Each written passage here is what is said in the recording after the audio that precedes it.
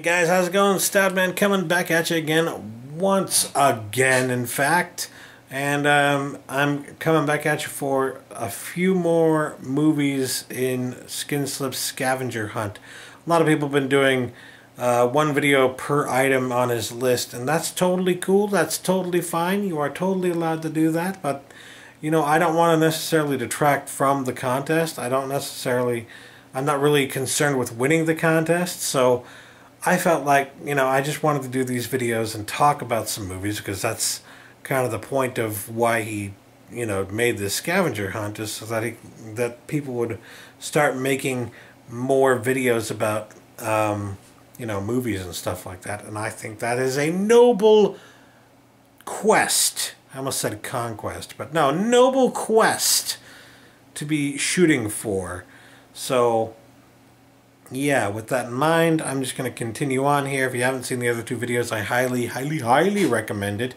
Especially the last video I did where I talked about the Black Dahlia, which I just recently picked up for the first time, sight unseen, having not even seen it. And yeah, I had a lot of great things to say about it, so definitely check that out if you haven't already. But with that being said, I'm going to continue on now. He wanted me to pick a movie that was so bad that it's good. We all know the so bad they're good movies. They're my favorite movies to do in the LXC, even though Mike hates them. League of Extraordinary Cinephiles, for those who aren't aware. I do a commentary show every week with Skinslip on his channel on geeky.com, where we do live commentary of a movie, of the choice. You know, we have this whole system of who gets to choose and when and why and all that. So yeah, that being said, one of my favorite types of movies to pick for those, of course, is the so bad that it's good movie, because not only is it enjoyable, but then you get to rip on it, and you know, that's fun. So yeah, those are my favorite movies to watch in a group and just rip on. So I figured if I'm going to be doing that kind of video, or if I'm going to be doing that kind of a movie, from talking about that kind of a movie, why not just pick up the set that I own, that Brandon owns, that Sean now owns, that includes 10 of those types of movies, and I believe pretty much every one of these actually fits that bill. This is totally the so bad that it's good collection. I don't care what anybody says. I mean, look at all these great classic cheese balls on here. Good freaking grief, they even got Ghost Dad. But I'm not going to talk about Ghost Dad today. I'm going to talk about Cop and a Half. Remember Cop and a Half? I do. It was on HBO all the freaking time. Or if it wasn't on HBO, it was like Cinemax or Showtime or something like that. And then every now and then it would be like on TBS or TNT or one of those channels too.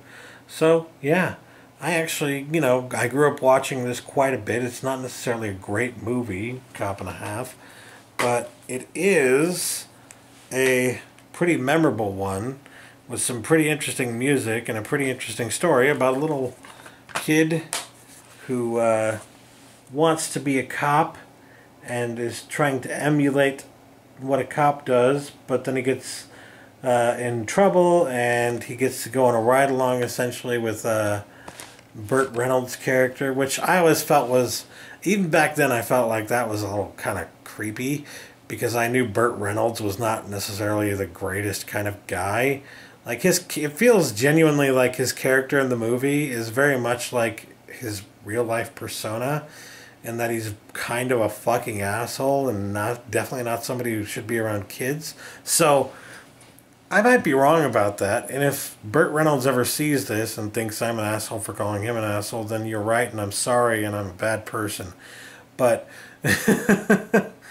with that being said, you know, I always got the sense that it wasn't exactly the kind of person that you wanted to have around a kid, which I felt like really made the comedy work in Cop and a Half, even though it was definitely more of a family film, and that's what made it really kind of weird to me, was just, this is kind of a family film, but there's definitely a bit of a creep factor going on here with Burt Reynolds and a little black kid living together, and it just, I don't know, it felt kind of strange and not right.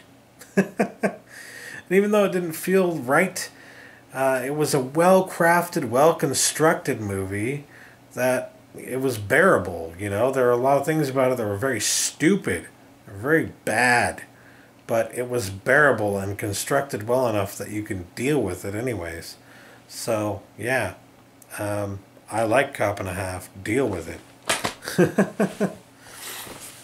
And then he instructed for one of his one of the movies that he wants you to try and find, try and pick for this contest, for this giveaway, for this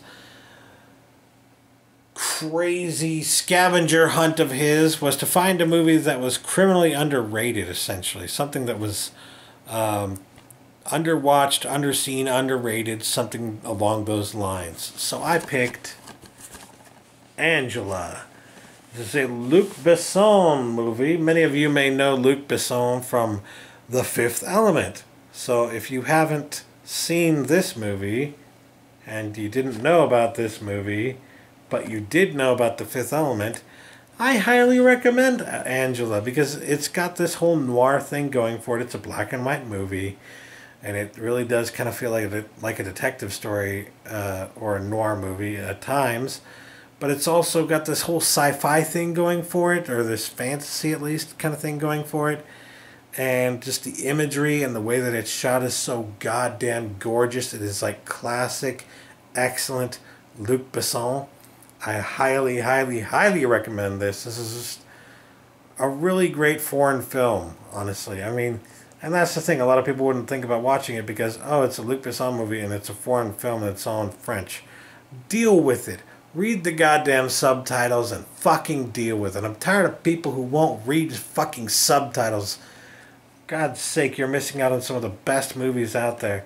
This is a movie about a guy here who's down on his luck. This guy here. And there's some guys who are out to get him because he hasn't, he owes them some money. So because he's in trouble and he can't seem to get any help, he decides he's just going to end it all. Decides he's going to try and commit suicide. I know, what a great place to start a movie, but stick with me here. When he tries to do that, he ends up seeing a woman on the same bridge as him about to do the same thing. And she jumps in first, so he jumps in after to actually just to save her. His original goal was to off himself and ends up trying to save her instead. But, all throughout the rest of the movie, it becomes clear as after he saves her that she was really the one saving him, and he is like a helpless, hopeless fuck, and as they're walking around together, getting along together, and just, trying to live their life together, sticking together through thick and thin for whatever reason, this buddy comedy kind of movie as it ends up becoming. It develops and you begin to realize that there's really this interesting relationship dynamic going on here, and there's something about her that just doesn't fit the norm for anything, for any person, and eventually they break out what they've been hinting at all along, essentially. And I'm not going to give it away. I feel like I've already given too much away as it is, but I don't know, who knows. Suffice it to say, this is a very good movie, and if you haven't seen it, you definitely need to. I first saw it on Netflix. This is a movie that I discovered through Netflix. I don't think it's still on there, but I wish it was, because it's an excellent movie. And yeah, just proof positive. You see them, there are people like me out there who they see a movie on Netflix and they like it, they love it, and then they want to go buy it, and they do that, and now I have it in my collection. I have collected the movie for my collection. So yeah, Angela. or Angel A, whatever, however you want to say it. I don't know. Anyways, last but not least, for this whole series of videos, one of the items on this list was to find a movie in your collection that you like the music more than the actual movie itself. This one is, to me, self-explanatory. All Dogs Go to Heaven has some of the best fucking music of any family movie in the 90s. Actually, this one might have came out in the 80s. 1989. Well, yeah. Of that era. It's one of my favorite Don Bluth movies simply because of the music, honestly. I also like the animation. I kind of like the story, but it's not really that great of a movie. It's not really that great of a story necessarily. The reason I like it has pretty much everything to do with the music, because the music is just fucking catchy. It's memorable. I find myself singing that goddamn alligator song, the Big Lipped Alligator song, all the fucking time. I mean, Jesus. This music in this movie is just so fucking good. Who did the music? Gary Goldman? Is that what it says? Hold on. Ralph Burns. Original songs by Charles Strauss and T.J. Kenster. Well, Ralph Burns sounds familiar, but the others not so much. I mean, shit. What can I say? They managed to craft some pretty damn good music in this. I'd say the music in this movie is on par with like music in Oliver and Company, which was also some of my favorite music from animated movies at the time.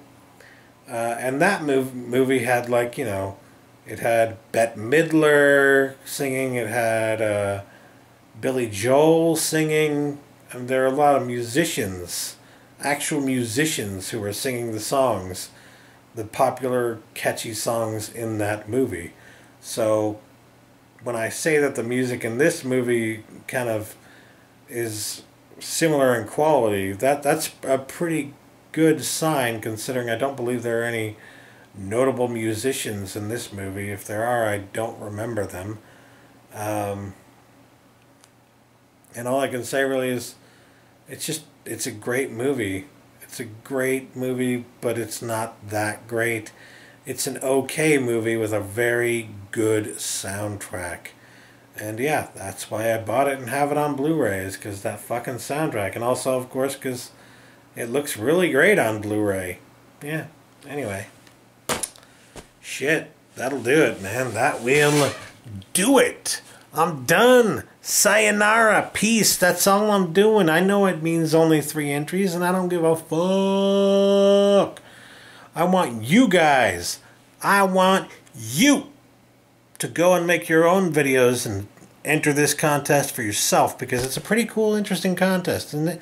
It's a pretty cool, interesting scavenger hunt kind of video series to do. A contest of sorts, tag video almost kind of thing to do. And it's fun. You know, obviously it's fun. If you've been watching this far, and if you've been having as much fun watching these videos as I have been having doing the videos, then fucking participate, man. Join me in the fun. And yes, please do try to actually talk about the movie, and don't just, you know, show it. Just throwing that out there. Just part of the fun is that you get to hear other people talking about their favorite movies. So yeah, anyway, that'll do it. Thanks for watching. Catch you later. Peace.